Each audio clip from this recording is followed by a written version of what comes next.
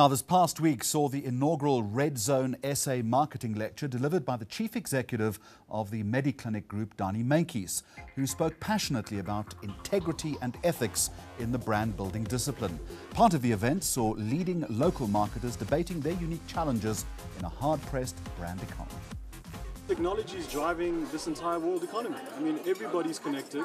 Devices are being connected left, right, and center. Even things are being connected nowadays. So if we're not leveraging as marketeers and ICT people to work in terms of advertising within technology, we're actually going to lose out on huge opportunities. So the next biggest commercial models are now found in the evolution of technology.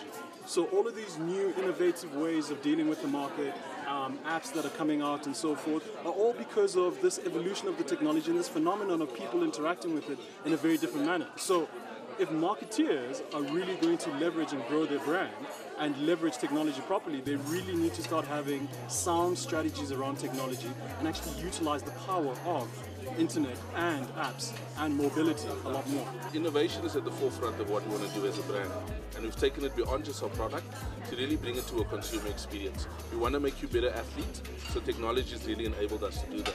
With Nike Plus, really become the biggest running club in the world digitally as well as in South Africa, and for us it's really about making the physical and the digital start living in the same space.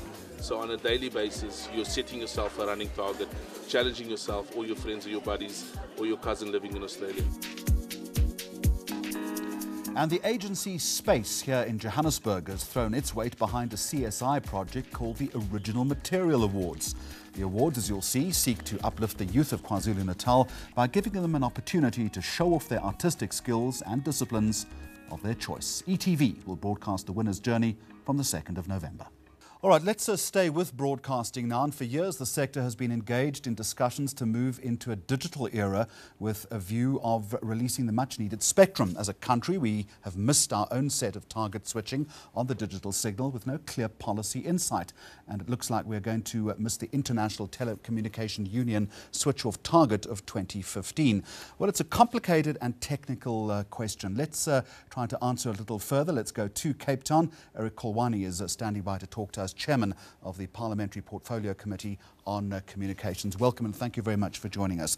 The general sense is that as far as DT is concerned, we seem to be dragging our feet. Explain to us where the bottleneck is. The bottleneck around the digital migration is in relation to the specification of the set-top box. As you know that there should be a set-top box which is going to be used to convert the signals. The new minister has tried to intervene because the issue which everyone is talking about is it whether the set-top box should have sort of an encryption which is going to be able to control or it should be just a simple converter box that converts the signals. Explain to me why you've been unable to reach an agreement on something that would seem on the surface to be fairly simple. The reality is that the delay in implementing the project, because remember originally it was supposed to be 2011 to finish it. So the delay has complicated matters because as you delay, new technology evolve and so on. All right, let's talk about that. The Minister has been fairly specific in saying that the process is going to be speeded up. How is that going to happen and what kind of date are we setting? Last time the Minister indicated that in November the whole thing should be in Cabinet, because remember this policy was Cabinet decision, so if you need to do any changes or modification around that, Cabinet have to satisfy themselves or itself that indeed any changes are still in line with the broader objectives. You will concede that broadcasters themselves are becoming increasingly frustrated at how slow this process is happening and are simply moving on and doing their own thing, leaving you in their wake. They should be frustrated because if you come and think of it, the more you delay, because if you look in terms of the current environment, there's no longer that differentiation between your ordinary telecoms or your cell phone companies and the broadcasters. So the more it delays, it also puts broadcasters in a very difficult position in terms of business, because other players might take the opportunity in terms of exploiting it for business and so on. So they should be frustrated. That's why from ourselves as a portfolio committee, we are pushing the means that a solution must be found so that this thing can be get over with. Otherwise, at the point when it's going to be done, it might be have no impact. Because indeed, as technology evolves, people will always find new ways of doing things and new solutions of dealing with the same problem. And that in many ways is happening already. Eric Kholwane, thank you very much for joining us. Let's go behind the scenes now of a new banking commercial. The Nedbank Savvy campaign claims to tap into consumer psyche by encouraging them to adopt a new lifestyle by being savvier with their money. The creative concept portrays real-life circumstances and decision-making processes in the lives of consumers. The agency is Joe Public. Here we are at day one of the Nedbank Savvy shoot, and we have Eugene Khoza with us. And basically our campaign is all about a typical day in the life of a savvy consumer. So with this in mind, the choice of locations was really, really important. We had to ask ourselves things like, where would a savvy customer go?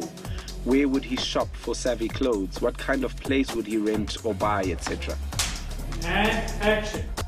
And I think what's incredibly exciting about this campaign is it's the first time that we've actually sat down and refined and worked towards creating a proper, holistic, detailed vision of what savvy actually is, with forethought and insight, and not just assembling a bunch of elements together and seeing what happened.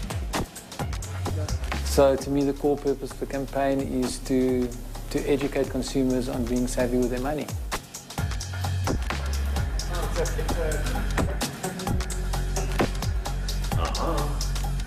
You know, what's always amazing about Eugene is you have a script, and the script is what it is in black and white, but then you have Eugene, and what he adds to it brings it completely to life.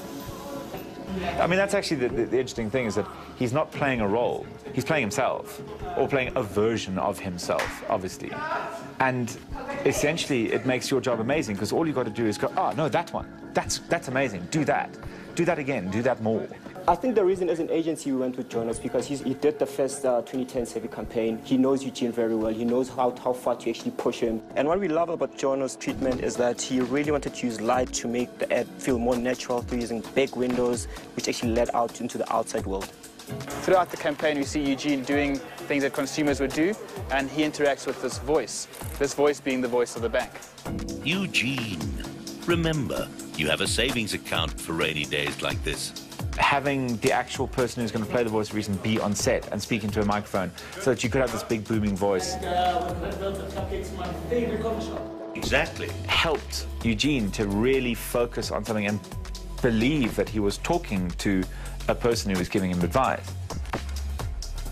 And it was also an enormous part of my treatment or my approach, or the thing that I wanted to be able to capture on screen, was a sense of chemistry between the voice, a sense of a real relationship, a sense of an actual bond and a two-way back and forth between these two people.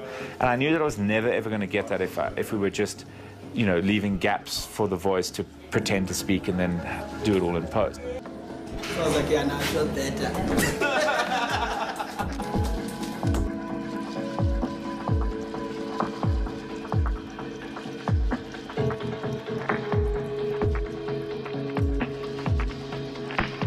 That's where we are going to leave it for this week. You can tweet us, mail us, or reach us on Facebook with your thoughts and comments on our stories. Until then, goodbye to you, and thank you for watching.